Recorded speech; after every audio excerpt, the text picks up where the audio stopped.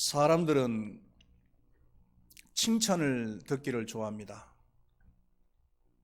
더 엄격하게 이야기하면은 칭찬만 듣기를 좋아합니다. 그리고 칭찬을 많이 들어야 좋은 인격이 함양된다라고 또한 생각을 하기도 합니다. 심지어 성경에서도 칭찬을 통해서 사람이 단련되어진다라고 말을 하기도 합니다.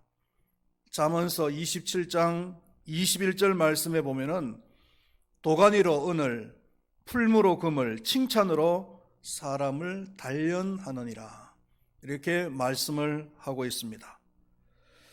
그러나 이러한 생각은 지극히 편협된 생각이고 심리적인 생각이라고 할 수가 있습니다. 조심을 해야 됩니다. 성경에서는 사람의 인격이 균형 있게 발전하기 위해서는 칭찬만 하는 것이 아니라 훈계와 책망도 아울러서 해야 된다라고 말을 하고 있습니다. 잠언서 4장 13절 말씀에 보면은 훈계를 굳게 잡아 놓치지 말고 지키라. 이것이 내 생명이니라. 또 잠언서 6장 23절 말씀에 대저 명령은 등불이요 법은 빛이요 훈계의 책망은 곧 생명의 길이라. 이 밖에도 훈계에 대한 책망에 대한 말들이 잠언서에는 긍정적으로 많이 나오고 있는 것을 우리는 보게 됩니다. 칭찬을 하면 좋습니다. 그렇지만 칭찬만 할 때 생기는 문제는 교만해질 위험성이 있다는 겁니다. 그렇기 때문에 칭찬을 하되 때로는 훈계와 책망도 병행해서 해야 된다는 것입니다. 로마서를 우리가 보고 있는데 이 로마서는 바울이 로마 교회의 성도들에게 보낸 편지입니다. 다시 말하면은 바울이 로마 교회의 성도들에게 하고 싶은 말을 하고 있는 것입니다. 로마 교회의 성도들은 이방인들이었습니다. 원래 이방인들이었습니다.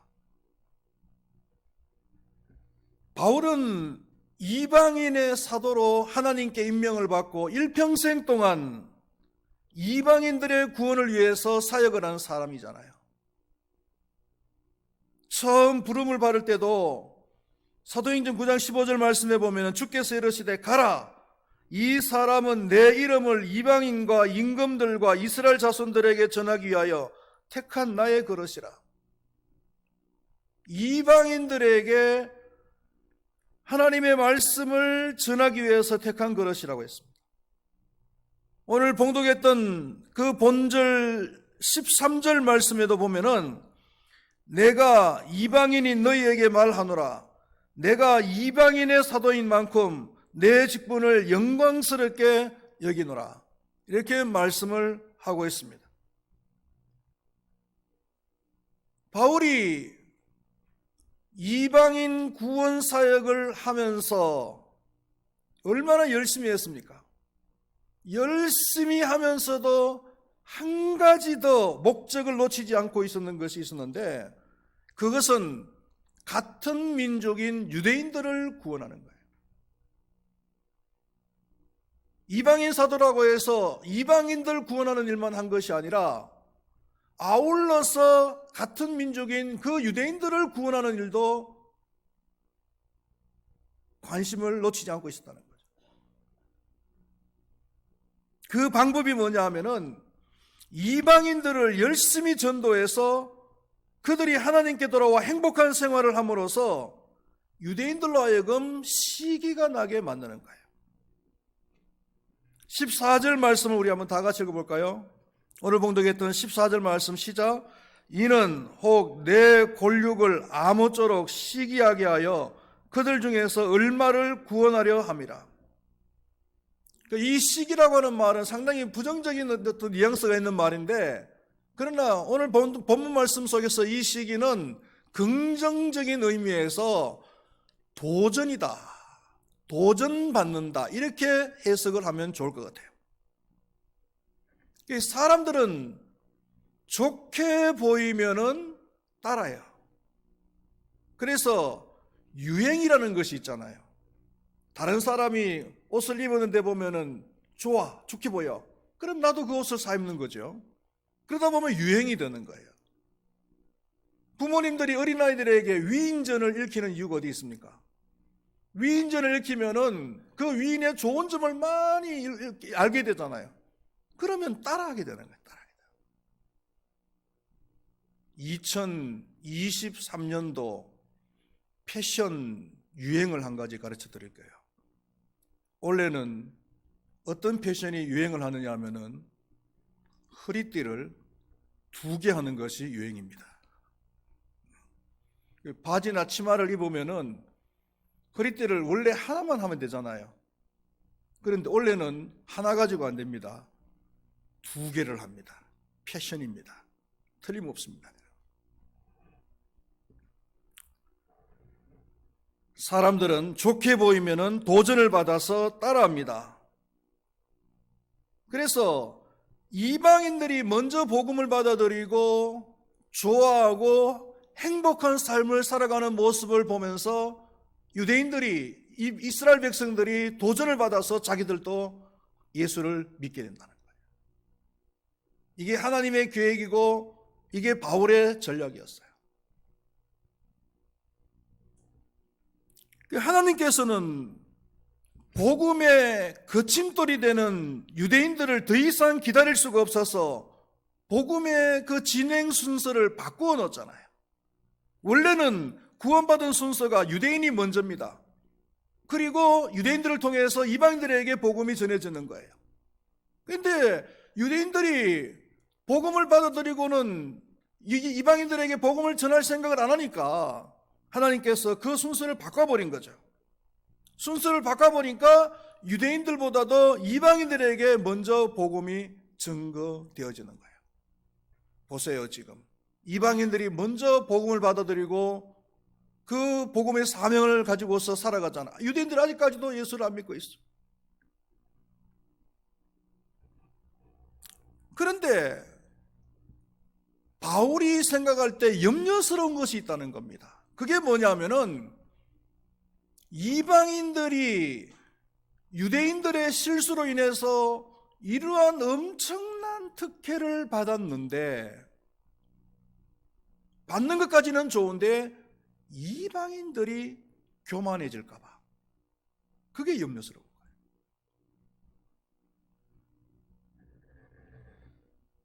타락한 본성을 가진 인간은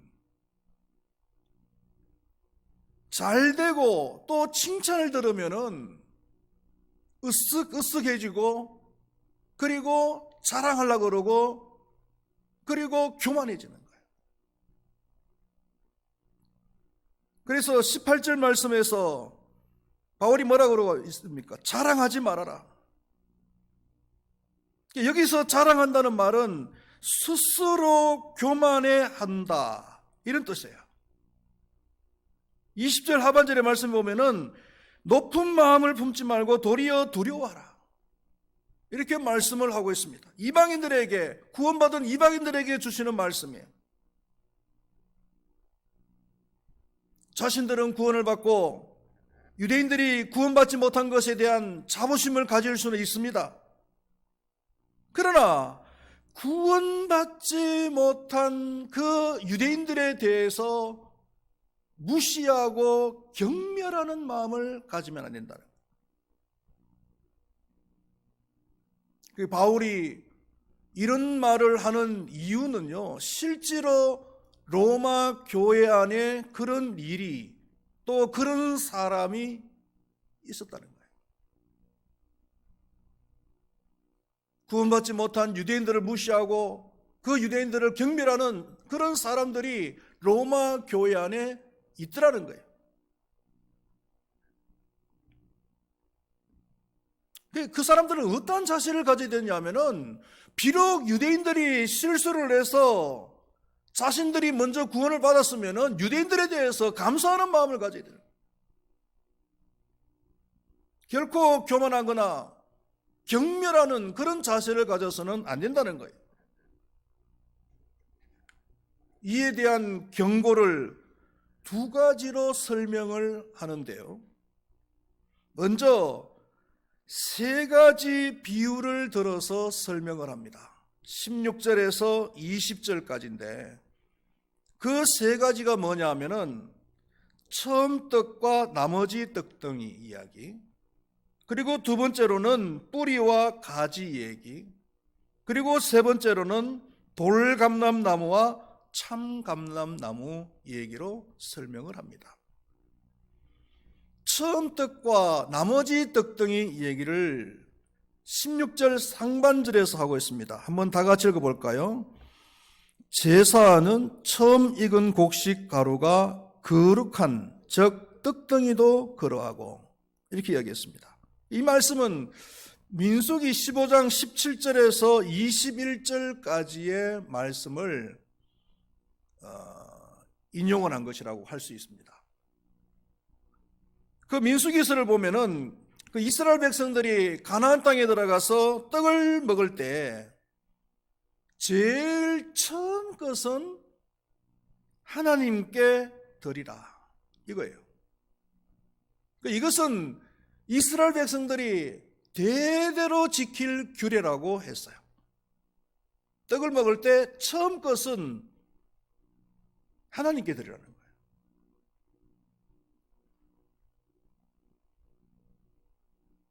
왜 다 드리라고 하지 않고 처음 것만 드리라고 했을까요?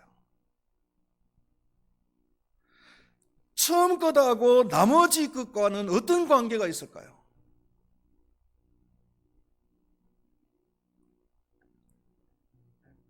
처음 것은 나머지 것을 대표하는 거예요.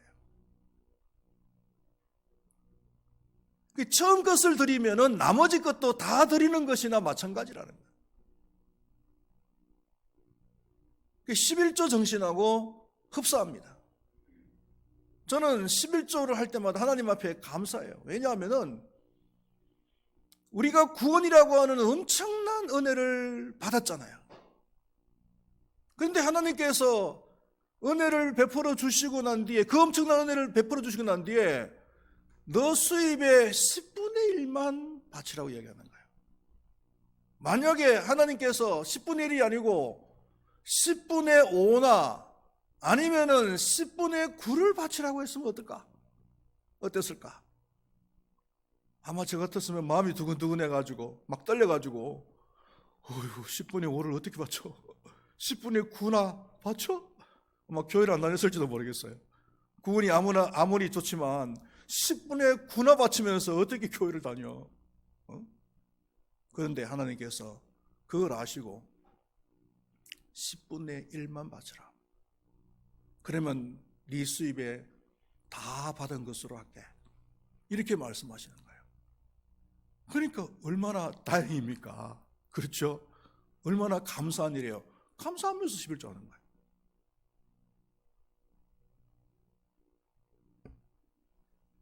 그리고 이것은 거룩성을 이야기하는 건데, 처음 것이 나머지 떡덩이 모두를 거룩하게 한다는 거예요. 여기서 처음 것이라는 것은 유대인들의 믿음의 조상들을 말하고, 나머지 떡덩이는 아직 구원받지 못한 유대인들을 얘기하는 겁니다. 그래서 정리해 보면은 유대인들이 현재는 거룩함에, 즉 구원에 참여를 못하고 있지만은 그 조상들이 거룩했던 것처럼 언젠가는 거룩하게 될 것이다 라는 그런 의미예요. 두 번째 예가 뭐냐면은, 두 번째 비유가 뿌리와 가지인데 16절 하반절에 나옵니다. 같이 읽어볼까요? 뿌리가 거룩한즉 가지도 그러하니라. 자, 한 나무가 있어요. 한 나무가 있는데 이 나무가 하나님의 성전에 들여져서 하나님의 성전 안에 심어졌어요. 그러면 이 나무는 하나님께 드려진 것이잖아요. 일일이 가지가 날 때, 봄이 되면은 가지가 나는데 그 가지가 날 때마다 아니면 열매가 맺힐 때마다 별도로 구분해서 하나님께 드릴 필요가 없다. 이미 뿌리가 하나님의 성전 안에 심어졌으면은 그 전체가 다 하나님께 드려진 거나 마찬가지라. 뿌리는 유대인들의 조상이라고 할 수 있습니다. 가지는 유대인 후손들이라고 할 수 있습니다. 조상들이 하나님께 드려졌기 때문에 후손들도 자동적으로 하나님께 드려진다 라는 그런 의미입니다. 그리고 세 번째로는 참감람나무와 돌감람나무 얘기인데 17절 말씀을 다 같이 읽어보겠습니다. 시작. 또한 가지 얼마가 꺾이었는데 내가 그들 중에 젖붙임이 되어 참감람나무의 뿌리의 진액을 함께 받은 자가 되었은자. 오늘 설교 말씀이 조금 어려울 수도 있습니다만 집중해서 들으시기를 바랍니다. 이 감람나무 열매, 올리브라고도 하죠. 올리브는 명어로 된 거고 감람나무 우리 한국말인데 이 감람나무 열매는 열매를 직접 먹기도 합니다. 소금에 절여 가지고 이렇게 먹기도 하지만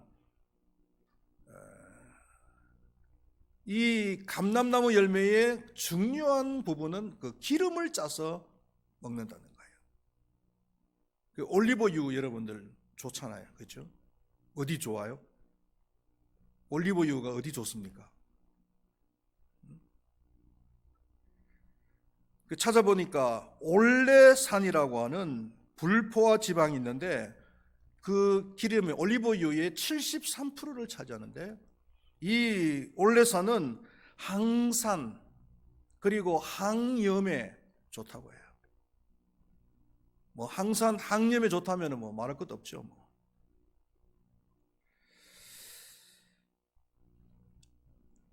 그런데 돌감람나무는요, 야생에서 마음대로 자라는 나무를 이야기하는, 감람나무를 이야기하는 거예요. 야생에서 돌봄을 받지 않고 제 마음대로 자라기 때문에 기름의 양이 적대요. 그래서 이 돌감나무를 유용하게 하기 위해서는 참감람나무에다가 젖붙여서 키우면 된다는 거예요. 여기서 이 참감람나무는 유대인들의 조상을 말하고 돌감람나무는 구원받은 이방인들을 말한다. 이방인들이 구원을 받은 것은 마치 돌감람나무가 참감람나무에 젖붙임이 되어져서 참감람나무의 진액을 먹으면서 자라는 거나 마찬가지라는 거죠. 그렇기 때문에 돌감람나무가 참감람나무의 가지를 향하여서 자랑할 수 있느냐는 거예요. 너를 보존하는 것은 참감람나무의 뿌리라는 것을 잊지 말라는 거예요. 이방인들의 구원의 뿌리가 되는 것은 유대인들이다 라는 것을 절대로 잊지 말라는 거예요.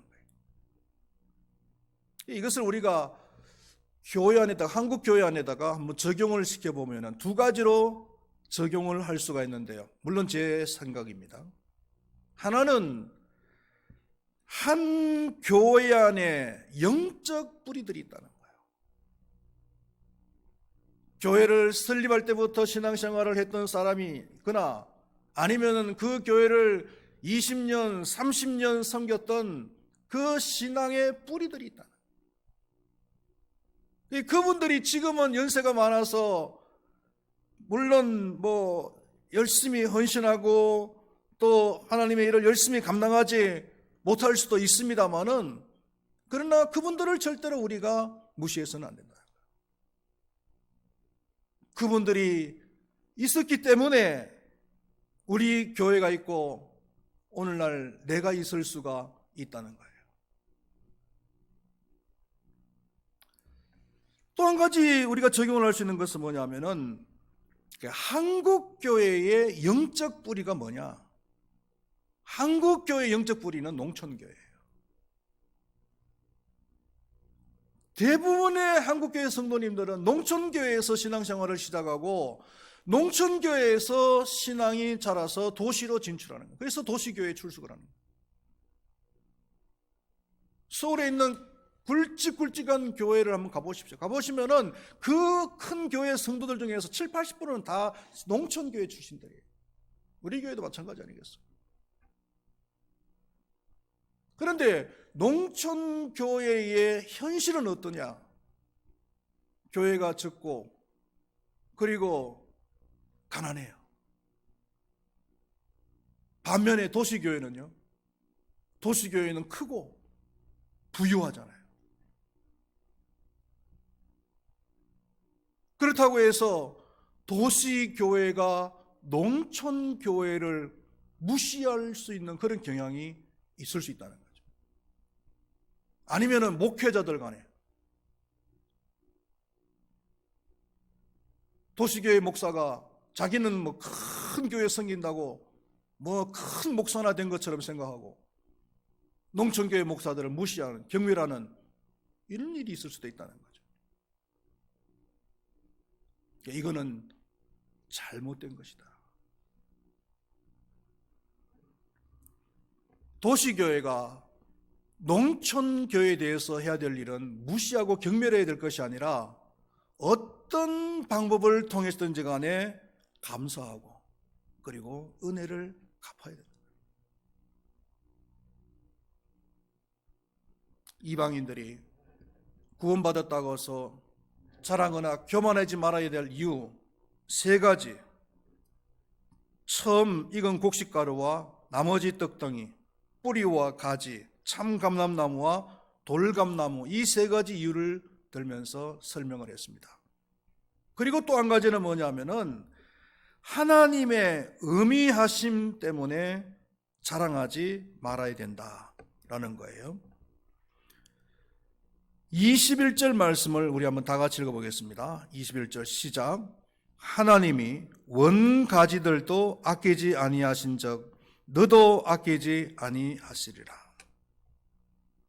하나님은 의미하신 분이시다.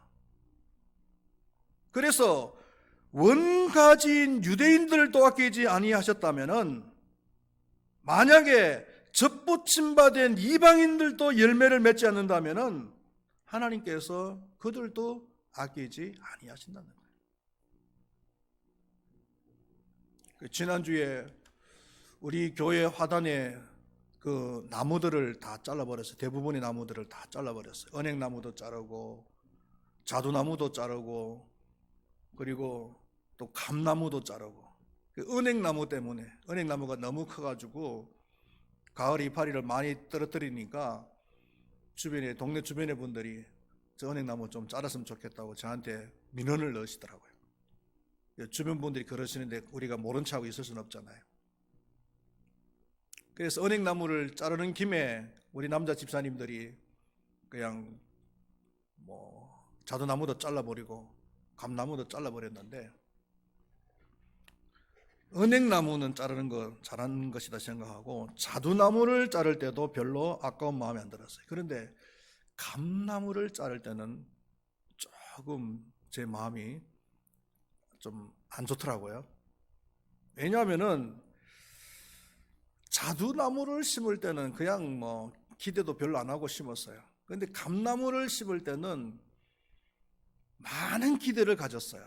와신상담 감나무를 심어가지고 감나무가 크면은 감이 그냥 누른 감이 주릉주릉 열리면은 동네 사람들이 지나가면서 다 볼 것이고, 그러면 불러가지고 하나씩 따가지고 그냥 주면서 전도도 하고, 이런 야심을 가지고서 감나무를 심었단 말이에요. 그런데 몇 년이 지나도 그 감이 열리지를 않아. 한 1, 2년만 더 기다려볼까 하는 생각도 있었지만은 그냥 미련 없이 잘라라.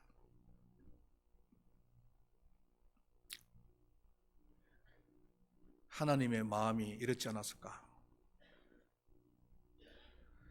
기대감을 가지고서 유대 민족을 세웠단 말이야.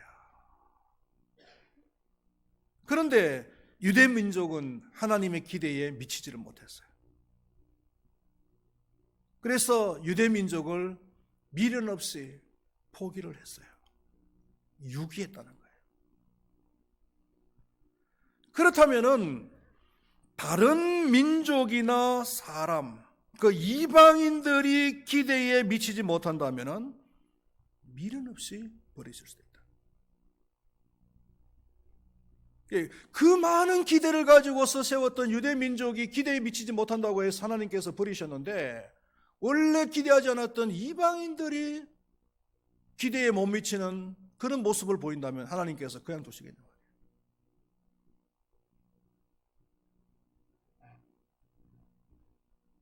우리는 이방인들이었고 돌감나무였습니다. 그렇다면 아직도 하나님을 믿지 않는 불신자들이 볼 때에 부러워하고 시기할 만한 그 무엇이 있는가요?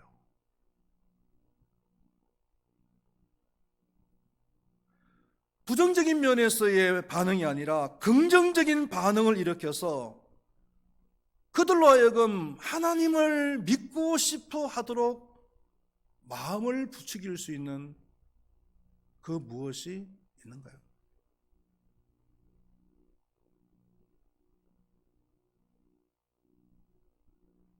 불신자들보다도 더 좋아 보이는 것들이 여러분들에게 있는가요? 불신자들보다도 더 행복해 보이는 것이 여러분들에게 있나요? 불신자들보다도 앞서가는 것이 무엇이 있는가요?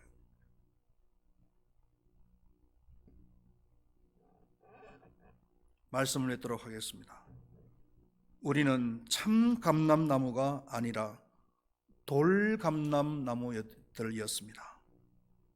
참 감람나무가 열매를 맺지 아니할 때 아끼지 아니하신 하나님께서는 돌감람나무인 우리들이 열매를 맺지 않는다면 아끼실 이유가 없습니다.